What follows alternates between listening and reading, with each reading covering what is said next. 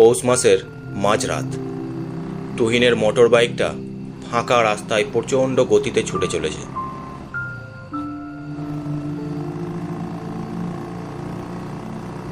তুহিন লেবুখালী গ্রাম থেকে তাদের বাড়িতে ফিরছে। ওখানে তুহিনের বোনের বাড়ি। একটা বিয়েতে অংশগ্রহণ করতেই তুহিন লেবুখালী গিয়েছিল, কিন্তু সবকিছু সম্পূর্ণ করে ফিরতে ফিরতে রাত 11টা বেজে গেল। যদিও তুহিনের বোন তুহিনকে থেকে যেতে বলেছিল, কিন্তু সে রাজি হয়নি, কারণ সকালে তুহিনের একটা ইম্পর্টেন্ট ক্লাস ছিল।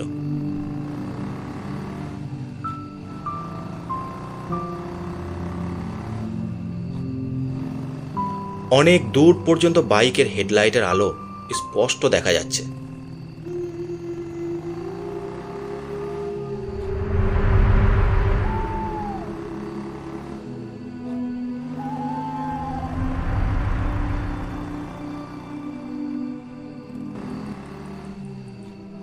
তুহিন সাধু বটতলা নামক জায়গায় পৌঁছে গেছে।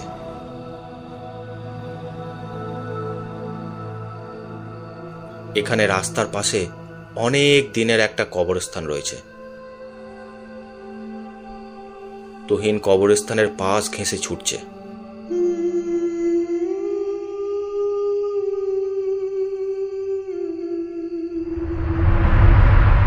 অনেক দূর থেকেই হেডলাইটের আলোয় চোখে পড়ল কবরস্থানের গেটের সামনে সাদা রঙের বোরখা পরা এক মহিলা দাঁড়িয়ে আছে।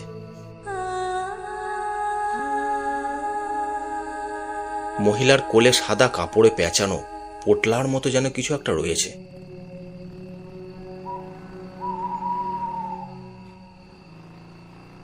মহিলা হাত উঁচিয়ে তুহিনকে বাইক থামানোর জন্য ইশারা করছে। কি ব্যাপার, এত রাতে এই মহিলা কেন এখানে দাঁড়িয়ে আছে? তুহিন মহিলার সামনে গিয়ে বাইক দাঁড় করালো।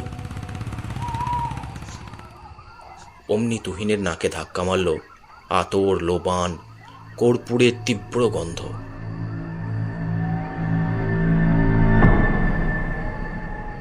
তুহিনের কেমন একটা অস্বস্তি হতে লাগলো। এত রাতে আমাকে থামতে বললেন কেন? কি দরকার বলুন। আপনি তো বেলায়েতপুর বড় রাস্তা হয়ে যাবেন। আমাকে আপনার সাথে বেলায়েতপুর বড় রাস্তার মোড় পর্যন্ত নিয়ে চলুন। এত রাতে আপনি এখানে কি করছেন? মহিলা তার কোলে সাদা কাপড়ে পেঁচানো পোটলাটা দেখিয়ে বলল, এই বাচ্চাটাকে দাফন করার জন্য নিয়ে এসেছিলাম, কিন্তু এসে দেখি কবরস্থান বন্ধ হয়ে গেছে, কেউ নেই, তাই আবার ফিরিয়ে নিয়ে যাচ্ছি। তুহিনের গায়ে কাঁটা দিয়ে উঠল এবার। যেটাকে সে একটা পোটলা বলে মনে করেছিল, সেটা আসলে একটা ছোট বাচ্চার কাফনে পেঁচানো লাশ। এত রাতে আপনি এখানে একা লাশ দাফন করতে এসেছেন? আমাদের বাড়িতে কোনো পুরুষ মানুষ নেই। আমার বোনের 2 মাস বয়সী এই বাচ্চাটা আজ মারা গেছে। মরা বাচ্চা তো আর ঘরে ফেলে রাখা যায় না, তাই আমি দাফন করতে নিয়ে এসেছিলাম। তুহিন মনে মনে বলল, এত রাতে একা একটা মেয়ে মানুষ লাশ দাফন করতে কিছুতেই কবরস্থান আসতে পারে না। নিশ্চয়ই কোনো ফন্দি ফিকির সাজিয়েছে।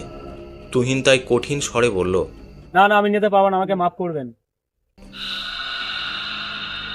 এই গভীর রাতে একটা বাচ্চার লাশ সহ একটা অসহায় মহিলাকে তুই একা ফেলে রেখে চলে যাচ্ছিস?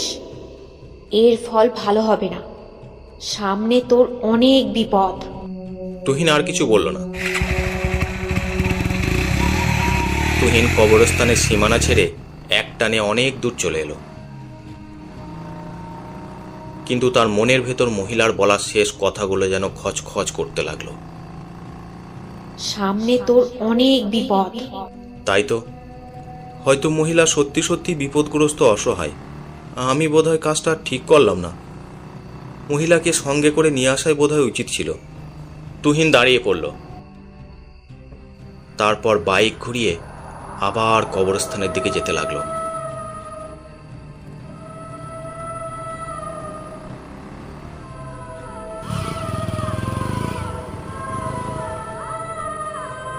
অনেক দূর থেকে হেডলাইটের আলোয় দেখল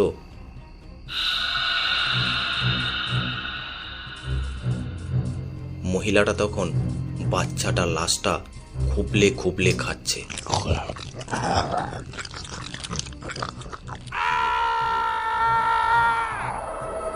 হঠাৎ মহিলাটা আলোর দিকে তাকাতেই মহিলার ভয়ঙ্কর বীভৎস একটা মুখ দেখতে পেল।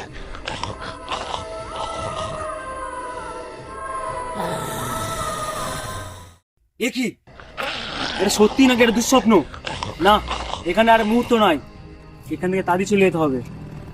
বাইকের মুখ ঘুরিয়ে সে ঝড়ের গতিতে ছুটতে লাগলো।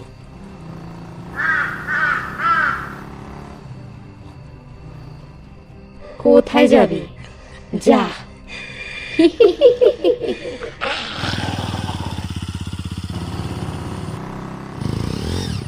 মহিলাটা সেই বাচ্চাটার একটা কাটা হাত তুহিনের দিকে ছুড়ে দিল। অমনি হাতটা কিলবিল করতে করতে তুহিনের পিছন পিছন যেতে লাগলো।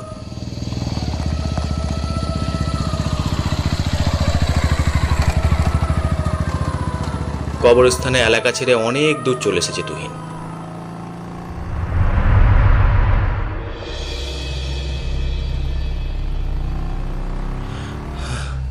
হে কি দৃশ্য দেখলাম আমি!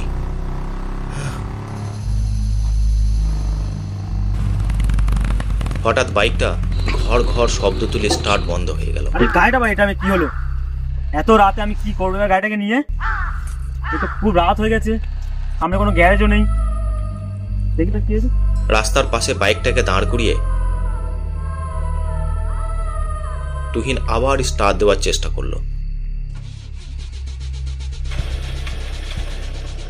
কিন্তু স্টার্ট নিচ্ছে না।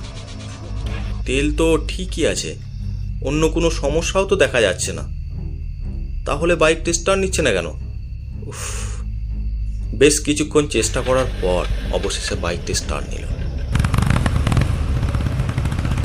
কিন্তু যখনই গিয়ার তুলে রানিং করতে যাচ্ছে তখন স্টার্ট বন্ধ হয়ে যাচ্ছে। তুহিন বাইক থেকে নামার সাথে সাথে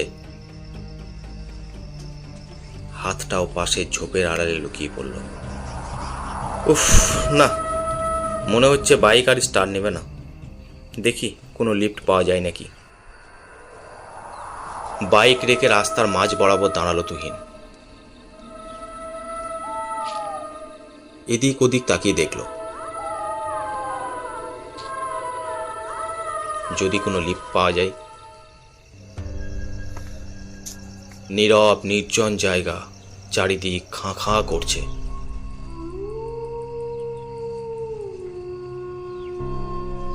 টুইন পকেট থেকে মোবাইলটা বের করলো। আশপাশে কাউকে দেখছি না, এখন আমি একা কি করবো? কি বাড়িতে কল করে, আরে ফোনটা সুইচ অফ হয়ে গেল। এ তো 100% করে নিয়ে এলাম। এবার আমি আর কি করবো এত রাতে এখানে, এই নির্জন পথে একা আমি কি করব? দেখি সামনে গিয়ে দেখি কারো সাহায্য টাহায্য পাই কিনা। অনেক টেপাটেপি করলো, কিন্তু ফোনটা আর অন হলো না। উফ, সেই মহিলার কথা ভাবতেই বুকটা ধড়াস ধড়াস করে উঠছে। আবার এখানে এসে বাইক খারাপ হয়ে গেল। কি আছে কপালে কে জানে।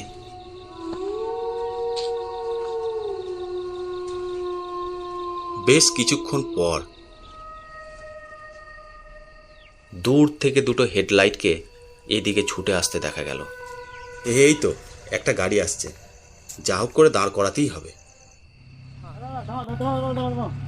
গাড়িটা এসে একেবারে তুহিনের সামনে দাঁড়ায়। কি ব্যাপার, এত রাতে আমাকে আপনি থামালেন কেন? আপনিই বা এখানে কি করছেন? দাদা বলছি, আমার বাইকটা যেতে যেতে খারাপ হয়ে গেছে আর আমার ফোনটাও সুইচ অফ হয়ে গেছে। তো এখানে কোনো গাড়ি ফাড়িও পাচ্ছি না, রাতও অনেক হয়ে গেছে। ওই জন্য আপনি যদি আমাকে লিফট দিয়ে দেন খুব ভালো হতো আর কি। এই রাস্তাটা খুব নির্জন, আপনি এখানে লিফট পাবেন না। ঠিক আছে, বসুন গাড়িতে, আমি পৌঁছে দিচ্ছি আপনাকে।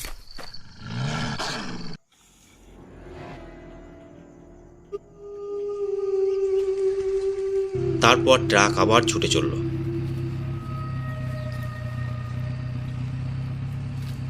ড্রাইভারের পাশের সিটে তুহিন বসে আছে। এদের সংস্পর্শে এসে সেই বীভৎস দৃশ্য দেখে যে ভয়টা পেয়েছিল, সেই ভয়টা অনেকটাই কেটে গেছে তুহিনের। এইসব ভাবতে ভাবতে নিজের অজান্তে কখন যেন ঘুমিয়ে পড়েছিল।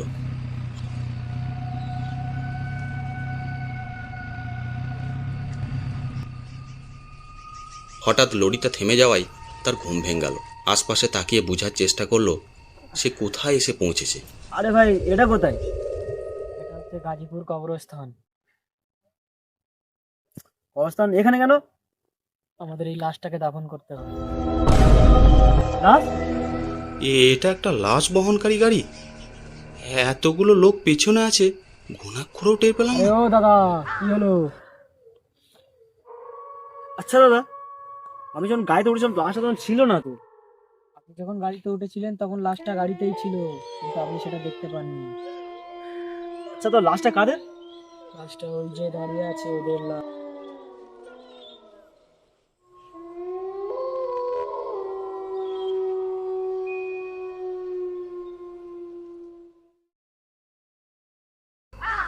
লাশের খাটিয়া কাঁধে নিয়ে সবাই কবরস্থানের দিকে এগোতে লাগলো। লোকগুলো যেন অতিরিক্ত রকম চুপচাপ স্বভাবের।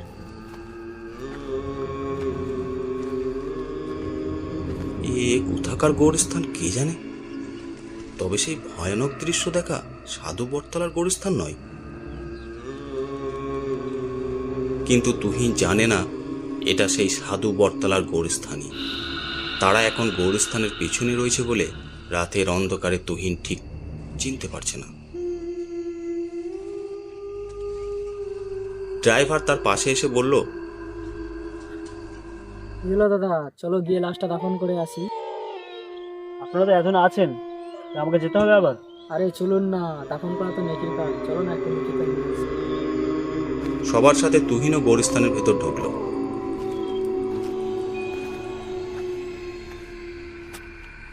নির্দিষ্ট স্থানে যেখানে নতুন কবরটা খোঁড়া হয়েছে সেখানে খাটিয়াটা নামিয়ে রাখলো।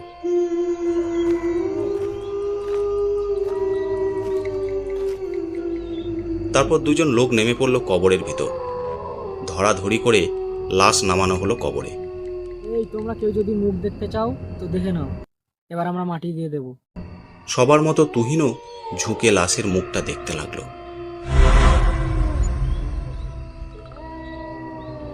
কম বয়সে একটা যুবক ছেলের মুখ। মনে মনে বলল, মুখটা কেমন পরিচিত পরিচিত লাগছে। কোথায় যেন দেখেছি, কোথায় যেন। ভাবতে ভাবতে মনে পড়তেই তুহিন প্রচণ্ড রকম শিউরে উঠল। শীত দাঁড়া বেয়ে নেমে গেল ভয়ের শীতল স্রোত। আরে, এটা তো আমারই মুখ।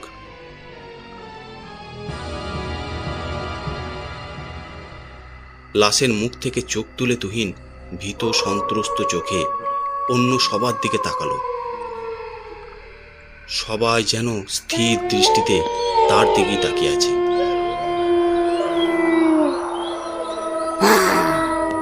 হ্যাঁ? তুহিন চোখ ঘুরিয়ে ভীত চোখে আবার কবরের ভিতর লাশের দিকে তাকালো। তার চোখের সামনে ধীরে ধীরে বাতাসে মিলিয়ে গেল লাশটা। হ্যাঁ, এসব কি হচ্ছে? তুহিনের বুকের ভিতর হৃৎপিণ্ডটা ধড়াস ধড়াস করে প্রচণ্ডভাবে লাফাচ্ছে। ভয়ে ভয়ে সে আবার মুখ তুলে লোকগুলোর দিকে তাকালো। লোকগুলো এক দৃষ্টিতে তার দিকেই তাকিয়ে আছে।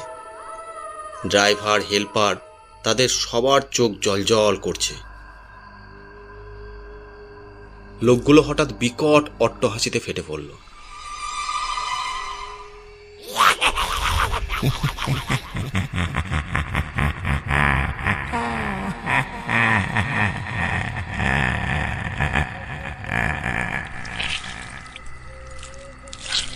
হাসতে হাসতে লোকগুলোর মুন্ডুটা ঘুরতে লাগলো।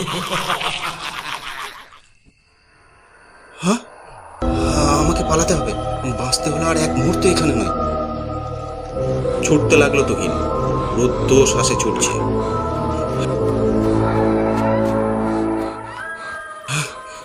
এসব কি হচ্ছে? তাড়াতাড়ি এই কবরস্থানের সীমানা ছাড়িয়ে বেরোতে হবে।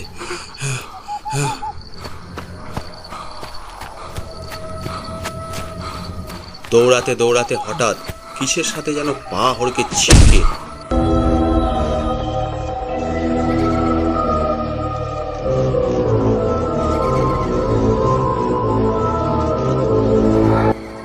একটা গভীর গর্তের ভিতর পড়ে গেল তুহিন। কোথায় পড়লাম আমি? গর্তটা থেকে ওঠার মতো জোর আর তার গায়ে অবশিষ্ট নেই। ততক্ষণে সাদা পোশাকধারী ভয়ঙ্কর চেহারার সেই লোকগুলো চারিদিক থেকে তাকে ঘিরে ধরেছে। লোকগুলোর হাতের লণ্ঠনের আলোয় বোঝা গেল এতক্ষণ যেটাকে সে গর্ত মনে করেছে সেটা আসলে নতুন খোঁড়া সেই কবরটা। এটা তো সেই কবরটাই। ছুটতে ছুটতে ঘুরে ফিরে তুহিন নতুন খোঁড়া কবরটার ভিতরেই ছিটকে পড়েছে। বাঁচাও, বাঁচাও! কিন্তু তার এই আওয়াজ কবরস্থানের বাইরে পর্যন্ত পৌঁছালো না, যেন তার গলা কেউ টিপে ধরে রেখেছে। আর লোকগুলো জোরে জোরে হাসতে হাসতে ধীরে ধীরে তুহিনকে মাটি চাপা দিয়ে দিচ্ছে।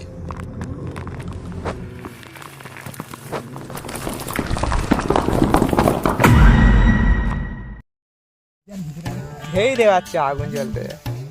এই রে এরকম আগুন জ্বলবে আর আমরা চা খাচ্ছি, কবরের হ্যাঁ সিনটা বন্ধু, হবে, আমরা বুঝলি? চা খাচ্ছি। এইরকম এই সাইডে আগুন জ্বলবে, হালকা মুখ লাল নীল হবে সব।